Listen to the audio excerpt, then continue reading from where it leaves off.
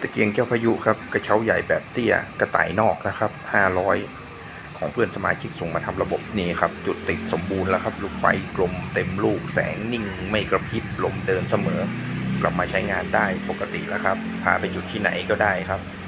เนี่ยครับตะเกียงเก่านะครับถ้าอยู่บ้านและสภาพเอามานะครับดำแค่ไหนเอามาล้างทำความสะอาดไล่ระบบลมกลับมาใช้งานได้ปกติเหมือนเดิมทุกลูกครับเนี่ยครับกลับมาใช้งานได้ปกติแล้วนะครับถ่ายคลิปแจ้งครับขอบคุณครับที่ติดตามคลิปจนจบสวัสดีครับ